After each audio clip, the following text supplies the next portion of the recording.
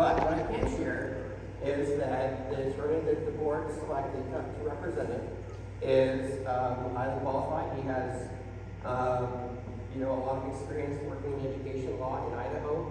Yes, he does have some charter school clients. He also has some, from my understanding, public school clients as well, traditional public school clients as well. So, we already had reached all the way down to Boise for our prior legal representation. So that's not a new development. It's just a different person now.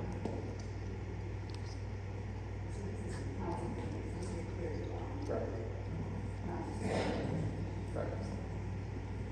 So you have money found for sports, is that correct? For some sports? Yes. So is there going to be money to support drama, academic, music, leadership, those types of things? I don't want to get out ahead of the train for our trustees who will hopefully make that decision, but Trustee Hall, I believe it is our intention to do all those things as well. And tomorrow's meeting, I will make Trustee Barton and myself on some work sessions, 2 work sessions, and if anybody's looked online, I posted meeting notes from those 2 sessions. You'll also see the spreadsheet. We had a spreadsheet for extracurricular co-curricular that was created by Jared Hughes. I did some scrambling, did it by seasons and then by schools. And there's some interesting breakdowns on there. The board itself has committed upfront $116,000. That was part, when the levy did pass, we did commit that. There is a gap of $280,000, but there has been some good thoughts about how that could be closed. The main thing would be is that we still are Mr. Durst and myself are working more closely as I'm on the negotiations committee, and we're in the midst of trying to come to an agreement on that. So I think that's key before it's finalized, but we have some steps we might be able to take on making recommendations tomorrow. Thank you, Trustee Hall.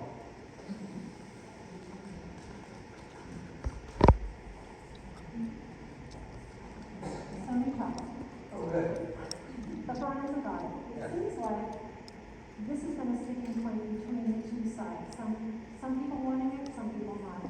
So we're going to move ahead. What I read online last night, it would cost at a minimum of $40,000, upwards of, I think I read up to 100, depending on what firm you go. I understand you're trying to find out some information from the past, but how does spending this amount of money and time in such a tight budget business move us forward? I don't see how this is helping us. Yeah. So this is a really big hot topic, and I appreciate you asking me about it. To start off with, any decision on the Friends of God is a decision of the board. The board has to approve that process. I've done my responsibility, which was to get out the RFP and analyze those results and provide them to the board. In terms of cost, one of the things that Trustee Hall encouraged me to do, which I already had planned to do, but I appreciated her emphasizing the point, was we asked the firms that provided proposals to do so in a phased approach. And the reason for that was because we wanted to make sure that we didn't commit to the whole thing if it wasn't going to be necessary. So that means that if we had some preliminary results that came back and it said there's nothing here, we could stop there and cut our losses. That would allow us to operate in a more fiscally responsible way to make sure that we're not overextended. What I can also share is that I've been contacted by at least a dozen, maybe 2 dozen people in our community who have asked how they can donate to pay for the audit. And donate significant sums of money, honestly, to get it done. So I think it's highly likely that the entire cost of that audit will not be borne by the district if the board decides to move forward with selecting an auditor now. There are people who feel, as you've indicated, who feel very strongly that this needs to be done. And so what I have heard when I've spoken to some of those folks is the desire, whether others view it as legitimate or not, it is their perspective that without it, they'll never vote for another levy or bond in this district again. So, to me, and because I recognize that's probably not a tenable position to be in for the long-term viability of this district, I would rather get this audit done, see what it says, so that we can start moving forward and having conversations about what this district needs. Because as somebody already asked in the question, we're living off of our piggy bank right now. Our district assumes we're spending $2+ million from savings to keep us afloat. That is not sustainable. And the only way that we're going to get to a place where we can replace that levy is have a place where those who have been opposed to it have a change of heart and recognize that there's a reason to support it. And I think for some of those folks, some of them will never vote for a levy ever, no matter what we do. I mean, I'm not pretending like I don't know that. But I do think there's a sizable percentage of those folks who would, if they felt that the district was managing their resources correctly, and they felt like the money was being spent in places that were helpful to the students.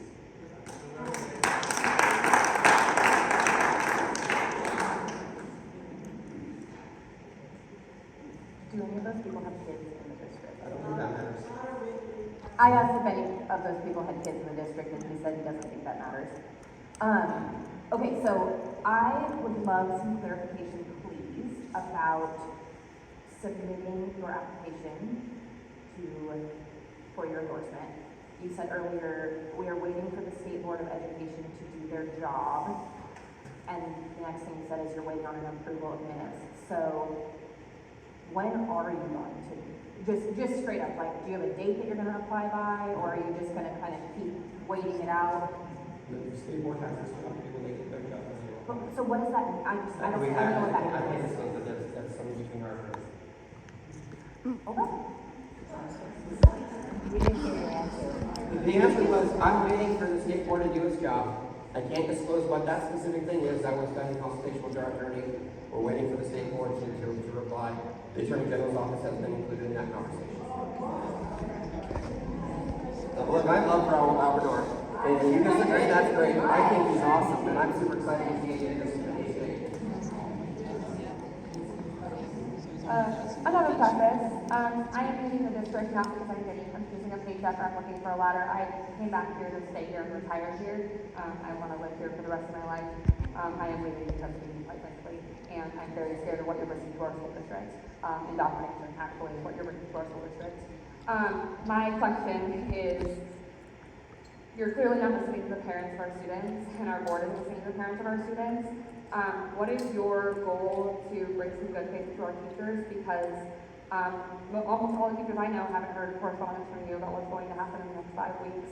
And they're feeling very slighted by the public and, quite frankly, by their leadership. And I would like to know how you plan on bringing trust back. So trust is earned, not given. I recognize that. And so we've had some pretty major things going on in the district office that we're trying to correct to make sure that things can continue to proceed as they need to. I haven't wanted to circumvent our negotiations team, and so to the extent that communication has been limited, that's in large part why.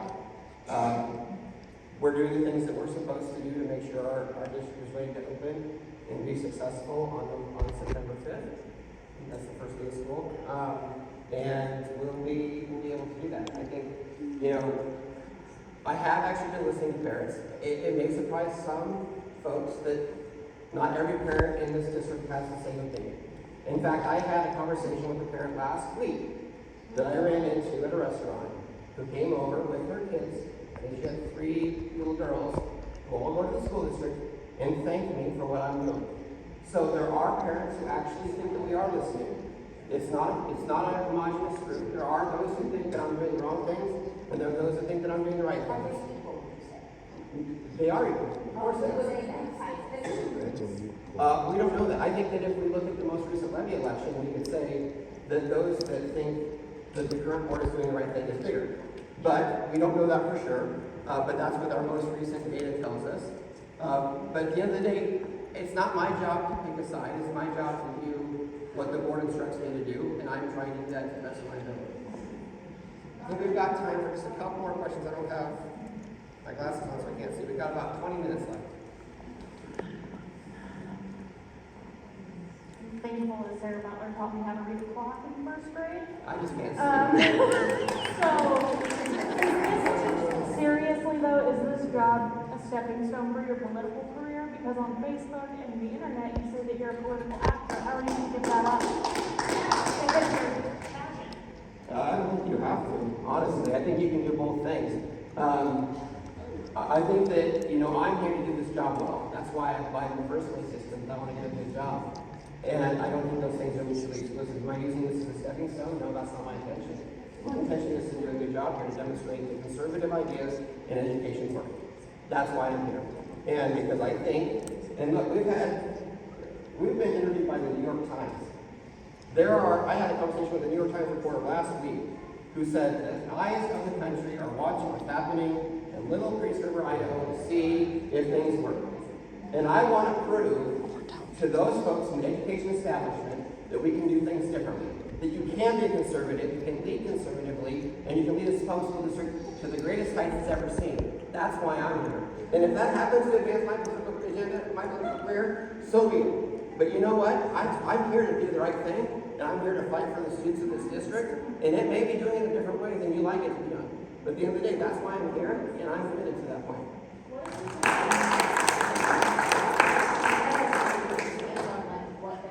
What your role as a conservative male is to. I didn't have the word male. No, That was your word. Okay. Conservative male, to lead this school district. Can you just expand on that, please? Spending money more wisely. Digging into every penny that's spent. You don't get to spend, $30 on, I just saw some Amazon receipt last week. I can't remember, it was some random thing. I'm like, why did we buy that? It didn't even make any sense to me. You're not trying to spend money, you're not having conservative policy. I'm saying that we need to be the Florida of the United States.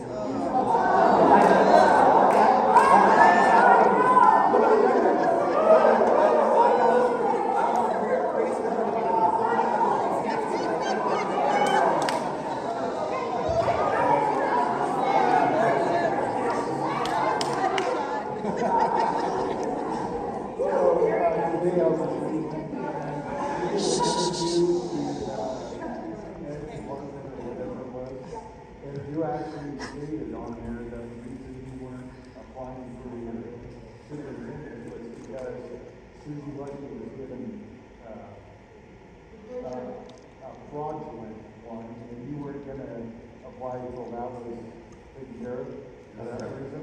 Okay.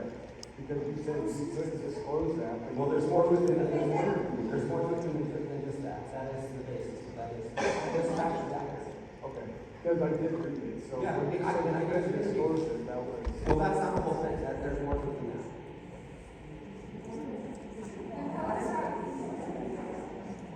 Was there a question in that, or was there? Yeah, there's a question, why you didn't answer it? Well, I did answer it because there's more to that point than it was disclosed in the newspaper, and I told the reporter that very thing. There's more to it than this. This is the basis.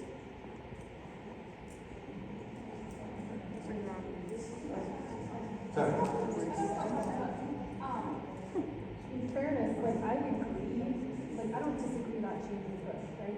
I'm a person that is that, and I think that it's really important for people to come together. I know it seems like I may oppose that, but I don't, and my question is kind of reflects that, but what I do want to know is, last year I was under the impression that our PLE curriculum was expired, it could not be supported. Yeah. And so here we are again, 5 weeks before school starts without a curriculum that satisfies the requirements or is available to all students or teachers to have support. So what's the plan going forward with curriculum stuff? So I have been working, the questions about the curriculum, especially the ELA curriculum at the K-6 level. We're in the process right now of reconstituting our curriculum adoption committee.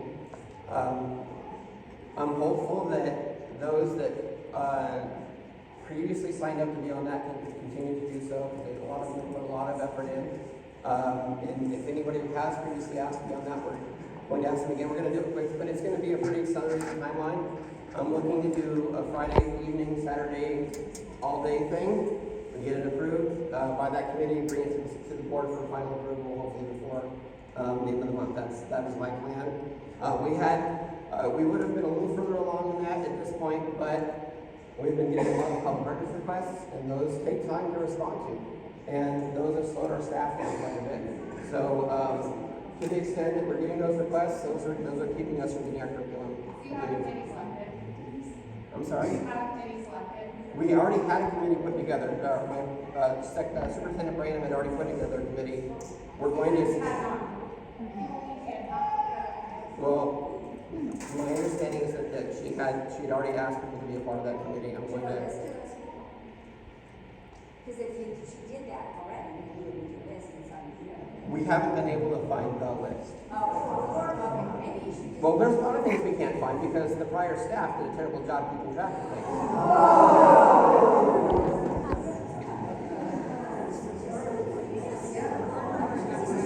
They blamed the last person, but actually that was the superintendent of the same board that hired. And I don't mean to be mean by saying this, but we've talked a lot about how the taxpayers are concerned about where their money's going and so forth. There was an assumption that you made, or a correlation that you made that perhaps isn't accurate. When you said that you think a majority of people believe what you believe and your point of view because the levy didn't pass, and that you can't establish causation that way. Perhaps it's because the property taxes have gone up in general because all of the assessments have gone up because there's all these people moving and paying a lot of money for places to live or land or whatever. So that people might be just pinched. You can't assume that, and it's really unfair to say that. And I'm sure if you have your master's and such, you know that you don't correlation doesn't mean causation. Okay. And the second thing is, I still want to reiterate what Dr. Margaret said. I had the pleasure of her being my superintendent at one point. And truly, when we're talking about being fiscally responsible and careful with money and looking for ways to save it, and yet, I don't mean to be mean, but we hired somebody who's supposed to do two main things, and one of them he's not qualified for, so we're getting a curriculum director. In a district this size, that's pretty unusual. I know Newport doesn't have one, and they have more money than we do. The superintendent does that. And so, just kind of how do you justify being able to only do half of it and have to hire people to sucker or surround yourself with people that know how to do the other part? So I think part of it is, it's not that I can't do it, it's that I recognize that other people can do it better. And actually, I talked to a friend of mine who went through that was also in my cohort for my associate's degree. He took the position down in Salmon as a superintendent down there. His district even smaller than this one, as a curriculum director. He was a principal for 15 years, taught for a long time. He has a curriculum director. Why? Because sometimes it's good to have people who can be on the ground in the building on a regular basis making those sorts of calls. So, it's not a matter of my inability to do something, it's about recognizing that somebody else might be able to do it better. And I think that it's because I am committed to that outcome that I want to make sure we're putting money that's going to yield the best results. As to your prior point, certainly causation and correlation aren't the same thing. I think, certainly. But I would also say, I can look at voting trends in this area, and I know who got elected to the state legislature here. I also know who got votes in different offices. So I feel, to the extent those are a snapshot of the opinion of a community, which granted they're not a perfect snapshot because they only represent those who selected themselves in to the picture. But to the extent that that's how our representative republic works, that's where I make those assessments and those assumptions. So what of those people are voting yes, though, too, on the levy? There's a lot of conservatives voting yes on the levy. That's true. That's also true. But I think, but I think ultimately, my job is not to represent one side or the other. My job is to do the best job for this district. I happen to believe in a perspective that I was very clear with the board on before I got hired. I didn't hide that from anybody, and so they knew what they were getting, I'm not going to bait and switch by saying, okay, I said I was for this when I first tried to interview, but I'm not going to change my perspective. I think that would be super disingenuous, and I wouldn't be able to look at myself if I was the kind of person to do that. A fresh face. Not when you're gonna like. Well, Mr. Durst, I'm a lifelong resident up here. Went to that school, and this elementary, as well as junior high, as well as high school, long time. Since I've been a businessman for 48 years. And as I listened to the testimony about the spending and the auditing, and how we're going to save money, and how we're going to spend more money for more teachers to get fewer children in each classroom, being a businessman, I can't help but puzzle how in the world you're going to wrap your arms around that when we don't even have a budget net. We're dipping into our coffers already, and we can't, for some reason, go out and convince this community to pass a supplemental levy. Now, I'm going to make another point. Been very active with all of our community for many years, and particularly with the school system. For many years, the superintendent, when a levy failed, which often they did first time off, both the board members and the superintendent went out to the community, and they garnered and supported the community to go back and pass the levy a second time. And I guarantee you, it wasn't money so much as it was trust. And that trust, for one reason or another, whether it was breached or not, it was the impression of people that it had. And my observation on this one is, you can do an audit. You can do it and do that audit. And you're going to find some money that may have been misspent, misappropriated, whatever. Everybody makes mistakes. I guarantee you what you're going to find is that it isn't so much a matter of money that could be causing people not to pass this levy. It's a matter of trust. And you got to take note with that. The whole board and everything. If you get the people's trust, money becomes secondary. And you can always go out and convince people to support you and have the trust. But you've got a big job to do.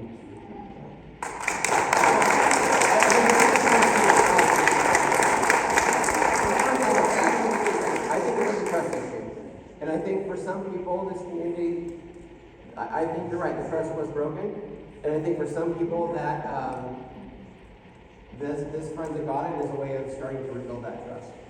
That's number one. Number two, I can't speak to how things used to be done here, but what I can tell you is that the state legislature passed the Public Integrity and Elections Act.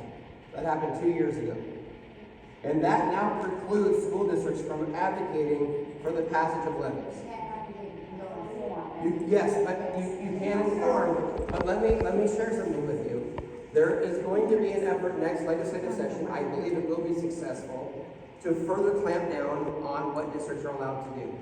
And the reason is because there were districts throughout the state of Idaho during this last election cycle who pushed that envelope pretty far. In fact, we know in the West Ada School District, for example, they broke the law. The county prosecutor told them they broke the law. And there are people who are, by the way, one of which is the Speaker of the House, who's more than a little bit upset about that. I get that a lot of us don't like the idea of this being a political situation. It is though. That is just a reality of the thing. This is a political thing. And so when we talk about the passage of levies, we have to be very careful about what sort of advocacy we have. Frankly, as an elected member of or as a higher member of the board, I have to be very careful that I'm not tipping the scales one way or the other, because if I do so, I can run afoul of the law. And I'm very sensitive to that, because I know that I don't have an excuse, because I know what the law says. Some people may not understand it because it's relatively new. I know exactly what it says, and I know what my limitations are. And I want to make sure that, to the extent that we can rebuild that trust, because you're absolutely right, that's what it's going to take. But we have to be able to demonstrate the value. You're a businessman, you understand what the idea of a value proposition is. And not to say just because you're not a business person, you wouldn't understand that word, but we have to have a value proposition. Can I ask a clarifying question on that? So, but it is, I think, what Ken, and you tell me if you're wrong, but I think what he was saying is that the past superintendent was very clear on those things. He made that clear in every meeting I was at. although he was in favor of running the levy, not a vote per se, but the superintendent can be in favor of running a levy, not a yes or a no. No, I'm just saying like, but that's a clarification, right? You could support the running of a levy, just not the vote yes or no. I would be very, I don't think that the statute contemplates whether or not a superintendent can do that or not. I would err on the side of caution, since caution is stay neutral. And same with not. Correct. You gotta be neutral. Yeah. But the board can't go out. The board's elected, they can do whatever they want to do. And you can go with them just to inform people that you have superintendent. That depends, if it's an advocacy You position. can't do what Ada County did, or Ada School District, but you can go out and inform. Sure. Show your voice. Yes, you So can. that people start to Yeah. recognize and trust you. Yeah. I have a couple of questions. Okay. Sorry. When you were vetted for this position, did the board do a complete background investigation on you? I believe so. You don't know. I don't know for that. I wish I did. I don't know. I thought they couldn't have your back. They got hired. Well, they can run any kind of work out. You mean your criminal background? What about a complete background? I mean, I don't know. Well, you're talking like you're some financial genius. How do you in your personal life? You know, when you're talking down to people because you have advanced degrees. There's other people in this community that have advanced degrees too, and they don't talk to people like that. Okay, the other thing is, you're a political actor.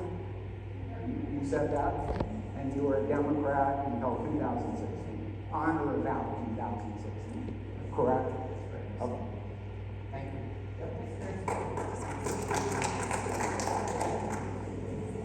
Anybody else? Thank you. Oh, Sarah. One more? Sarah? Okay, this will probably be close to that, but No, I'm sorry, I get emotional too, but I've been teaching here since 1999. I'll contact you tomorrow about our mentoring program that we're going to be using to get going.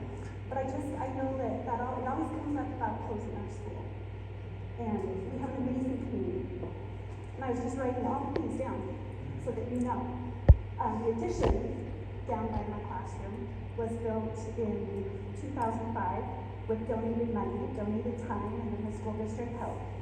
We have this art program that all of this here has been done. And that started in 1998, I think, or 7, and continues. We have a preschool that's funded by the community. And all of the children get to go to this school, this preschool. We have Ready for Kindergarten, which is birth to age 5, funded again by our community who supports this school. The West Priest Lake Cabin Owners Association several years ago reached out to us at Christmas to donate. Last year, they donated the individuals $10,000. And that went to families and the needs of our school, of our students. The Lions Club, our PTO, the Chamber of Commerce, our Christmas programs, our Veterans Day, our Missoula Children's Theater, this gym is full.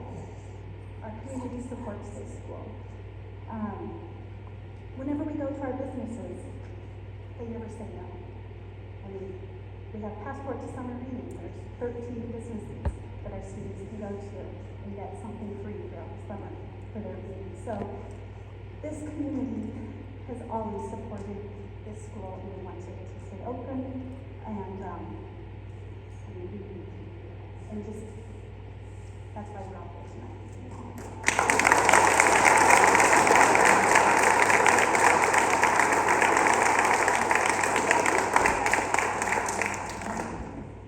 We're in a real crisis here, and the reason is we didn't pass a budget. And that's why we're here, and that's why we're spending so much time and energy on this.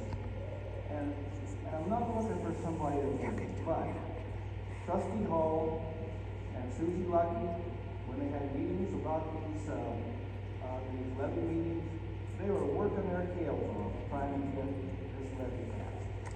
Every meeting I went to, they were there working their butts off. There were 3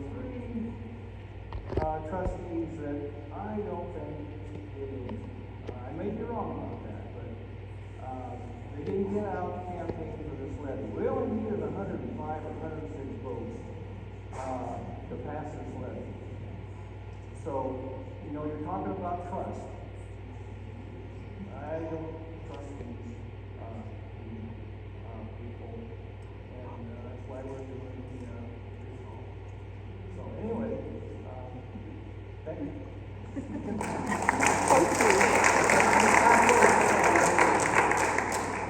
I would like to thank you on behalf of the Gooseland community for coming up here and speaking with us and listening to our concerns and letting us listen to your answers.